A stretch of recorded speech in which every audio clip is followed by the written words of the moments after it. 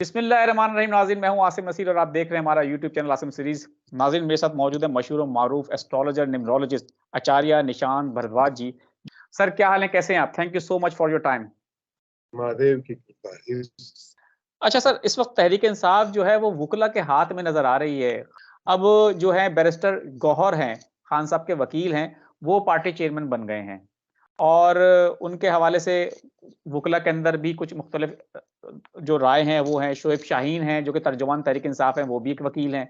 उन्होंने कहा है कि कोई भी अपने आप को चेयरमैन तहरीक इंसाफ ना समझे, इमरान खान जब जेल से बाहर आएंगे तो वही पार्टी की कमान संभालेंगे और अभी भी उनके ही फैसले चलेंगे। किसी को कायम मुकाम चेयरमैन बना देने से वो चेयरमैन बन नहीं जाता। तो पार्टी का चेयरमैन तब्दील हो चुका एक ऐसे वक्त में जब इलेक्शन से बिल्कुल करीब और खान साहब पार्टी के चेयरमैनशिप से भी हट चुके हैं। तो इस वक्त आप देख रहे हैं कि पार्टी मजीद मुश्किल का शिकार नजर आती है आपको? पार्टी के चेयरमैन से वो हटे नहीं। इन्होंने चाल क्या चली? You are a convicted guy which cannot contest even election according to the law. बिल्कुल। So how can you lead the party?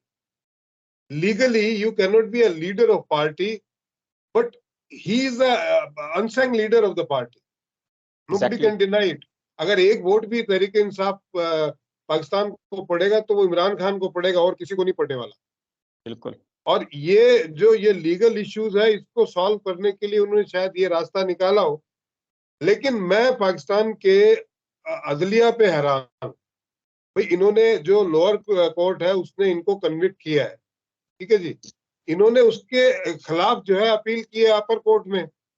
Ji. Upper court का डिसीजन अभी आया नहीं है। How can you say that he is ये मुजरिम है? जब तक फाइनल डिसीजन नहीं आता आप उनको मुजरिम नहीं कह सकते। नो, अब आपका जो इलेक्शन कमीशन है वो ये कह रहा है कि since you are convicted you can not be the leader of the party legally. तो उसको बेचारे को उलझू के कैसे न कैसे वो ना। अच्छा, तहरीक इंसाफ पाकिस्तान लड़े लेकिन इमरान खान नहीं हो।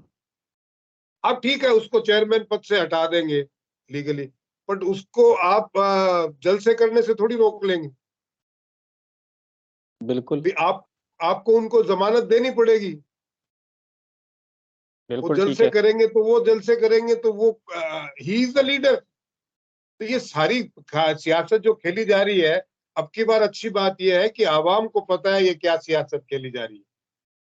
पहले आवाम को पता नहीं होता था तो ये झुंझुना बजा के बेवकूफ बनाते थे, देख मदारी इसमें कितने कबूतर, एक डालो तीन निकाले। अब वो चलेगा नहीं, आवाम को पता चल रहा है। पहले दो और घुसे हुए थे, एक ऊपर से घुसाया है। तो आप जो सर अपने इल्म की रोशनी में क्या समझते हैं, खान साहब ने जो ये मूव खेली है, सुना खान साहब की तरफ से ही नाम आया और डेफिनेटली वही नॉमिनेट करेंगे। गौहर खान को बैरिस्टर हैं और अब वो पार्टी के कायम मुकाम चेयरमैन तो बन गए हैं। ये मूव आपको कैसी लगती है खान साहब ने जो चली है पार्टी का बल्ले का निशान बचाने के लिए? बल्ले का निशान भी बचेगा और इमरान खान अगर फ्री एंड फेयर इलेक्शन हुए तो इमरान खान जीतेंगे। मैंने कहा ना कि अगर फ्री एंड फेयर इलेक्शंस होते हैं तो he will be the next prime minister of Pakistan. But मुझे फ्री एंड फेयर इलेक्शन होते हुए नजर नहीं आ रहे हैं। फिर बलवा होगा, फिर आवाम सड़कों पे आएगी। मैंने इसलिए आपसे पिछली बार कहा था कि मुझे इलेक्शन अगस्त सितंबर तक होते हुए नजर ही नहीं आ रहे, क्योंकि इनको इलेक्शन कराने नहीं है, इनको इलेक्शन का ड्रामा करना है। और वो ड्रामा आपकी बार आवाम को पता है। भाई, आवाम जिसने इमरान खान को वोट दिया है उसको तो पता है ना किसको वोट दिया है। और फिर बिल्कुल आप ठीक। कहते हैं नहीं नहीं जी, आपने नहीं दिया वोट। कैसे मान लोगे अगर आपने दिया हो तो? 92 से 93% लोग आज भी, अगर सर्वे भी फ्री एंड फेयर हो जाए तो they are with Imran Khan. अब एग्जैक्टली। इससे बड़ी मेजोरिटी क्या चाहिए आप? और ये मैं नहीं कहता, ये उसका जायचा कहता है, ये पाकिस्तान का जायचा कहता है। बिल्कुल ठीक है। अच्छा सर, तहरीक इंसाफ जो है वो इस वक्त मुश्किलात में है, काफ़ी अरसे से मुश्किलात में है। कई सारे लीडर जो हैं उनके छोड़ के चले गए, कुछ रूपोशी अभी तक काट रहे हैं, कुछ जेलों में हैं। अब पार्टी के नए चेयरमैन आ चुके हैं। साल 2024 कैसा रहेगा तहरीक इंसाफ के लिए और नए पार्टी के चेयरमैन आने के बाद आपको कोई सियासी स्पेस मिलती नजर आ रही है तहरीक इंसाफ को? बिल्कुल मिलेगी। अभी क्या था जो गया वो कचरा साफ हुआ है। हुआ है, क्या काम के थे वो कौन सा वो फवाद फवाद है, चौधरी। फवाद चौधरी, अकील। इनके जो वजीर खारजा थे और एक वो जो पाव 1.5 पाव के बम लिए घूमते थे, राशिद, क्या नाम है, रशीद, शेख नाम रशीद भूल की गया, बात कर रहे हैं सर आप, शेख रशीद की। शेख रशीद। बिल्कुल अब सही है। बताओ, ऐसे ऐसे लोग इनकी पार्टी में जो बड़े नवरत्न भर के रखे थे, वो तो चले ही जाए, उन्होंने तो डबाया पलटा धार किया है, तो वो सारे छोड़ के चले गए। ये तो ऊपर वाले का रहमो करम है। अब जो आएंगे वो पढ़े लिखे यंग लड़के, कुछ वकील आएंगे, कुछ कुछ ग्रेजुएट आएंगे, कुछ इंजीनियर आएंगे, तो पार्टी का भलाई हुआ है। वो तो ठीक है सर, लेकिन पार्टी की चेयरमैनशिप भी खान साहब से ले ली गई है।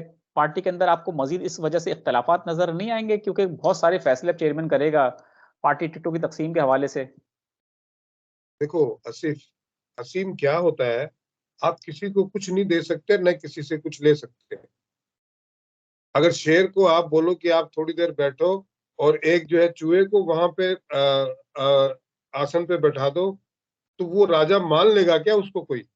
ये बड़ा प्रैक्टिकल सा मामला है। शेर शेर ही रहता है यार। वो जेल में रहेगा तो भी शेर ही रहेगा। उसको जंगल में छोड़ दोगे तो शेर रहेगा, उसको मुल्क से बाहर छोड़ाओगे तो भी शेर ही रहेगा वो। और बिल्कुल बाकी ठीक जो है। जो अगर जो कोई शियार है या गीदड़ है, वो गीदड़ ही रहेगा। इसलिए तो नहीं माँ बोला कि यार मुझे आप जो है मुझे मेरे साथ में जो डील कर लो और मैं चला जाऊंगा। इन्होंने तो कई डील दी थी। आवाम भूली थोड़ी, ये तो 6 महीने पहले की बात है। सही बात है सर। वो आप जिनकी बात कर रहे हैं उनके हवाले से ये कि उनकी 10 साल की सजा जो थी, और वो भी खत्म कर दी गई है। नैब पहले उनको कह रहा था कि वो कन्विक्टेड हैं, 10 साल उसको मफरूर भी कहा, एब्सकॉन्डर भी कहा। अब नैब कह रहा है कि जी हम पीछे हट गए, नैब हमारा इदारा। और अब उनकी 10 साल की सजा खत्म हो चुकी है। बहुत बड़ी कामयाबी है, जिसपे वो कह रहे हैं कि अल्लाह ताला का बड़ा करम है, मैं खिदमत करने आया हूँ, मुल्क को आगे लेके जाऊंगा। अब वो मुल्क को दोबारा क्यों आगे अल्लाह लेके ताला? जाने कह रहे हैं।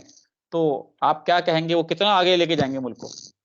हाँ, वो जितना आगे ले आए उससे थोड़ा पीछे ले जाओ यार। है, और ये कोई अल्लाह ताला की मेहर नहीं है। ये मेहर जो है जिसकी है सबको पता है ना। अल्लाह को क्यों बदनाम करते हैं? अल्लाह करप्ट लोगों को छोड़ने के लिए थोड़ी है वहां अदालत में। ये जो मेहरबानी बिल्कुल। जिनकी है, जो अपने अपने नियम कानून बनाते हैं, उनकी मेहरबानी है। हमारे अदालती अल्लाह को क्यों? निजाम अरे भाई, का। अल्लाह पाक को कितना बदनाम करेंगे? ये कितना अल्लाह पाक के नाम पे खेल खेलेंगे? अल्लाह पाक को बदनाम, वो क्यों? वो बेईमानों के साथ खड़ा रहता है क्या? और इनको शर्म नहीं आती यार, इतना पाक नाम अपनी जुबान से इस तरीके से लेते हुए? शर्म आनी चाहिए। तो सर अब वो कह रहे हैं हम खिदमत करने आए हैं मुल्क को, वहीं से 2017 में मुल्क तरक्की कर रहा था, अब हम दोबारा से उस तरक्की के ऊपर उसको रास्ते पे डालेंगे, और दोबारा से डॉलर भी नीचे आ जाएगा, आवाम की जिंदगी में खुशहाली आएगी। वो तो बड़े वादे और दावे कर रहे हैं इस वक्त। तो 2017 में जाके देख लिए कितनी तरक्की कर रहा था। मुल्क की तरक्की तो जब ये आया उसके बाद में ही खत्म होने शुरू हो गई थी। मुल्क 2017 में कहाँ तरक्की कर रहा था? मुल्क पे जितना कर्जा 2017 में था, उसको उतारने के लिए तो इमरान खान दर दर भटक रहा था, कटोरा तो हाथ में दे दिया था उसके। 2017 में मुल्क तरक्की कर रहा होता तो आज मुल्क की हालात कैसे होते कि ये 5 साल में ये हालात हो गए? मुल्क को खड्डे में ढकेल के लंदन जाके बैठ गए। मुल्क मुल्क पनामा में तरक्की कर रहा था। मालिक रहम करे, इतना झूठ बोलते हैं, कहाँ जाएंगे मतलब? और कौन सी तरक्की कर रहा था? क्या तरक्की कर ली थी? बड़ी इंडस्ट्रियां इंडस्ट्रियां लग गई थी, बड़े बड़े एक्सपोर्ट शुरू हो गए थे, बहुत बड़े साइंसदान पैदा हो गए थे, चांद पे पहुंच गए थे, रॉकेट बना लिए थे, सैटेलाइट भेज दिए थे। क्या तरक्की कर ली थी? सर उनका कहना है कि डॉलर नीचे था, और क्या कहते हैं, आटा सस्ता था, बिजली का यूनिट अब 50 रुपए से ऊपर क्रॉस कर गया, वो नहीं था हमारे दौर में, हम वापस लेकर आएंगे, आटा भी सस्ता करेंगे, कपड़े बेच देंगे, शहबाज शरीफ ने कहा है अपने इस दफा। वो पहले भी बेच चुके हैं खैर कई दफा। वो मुल्क ही बेच देंगे, कपड़े बेचने क्या बात है? अभी तो बचा कुचा कपड़े, अब भाई बेचने को बचा क्या है?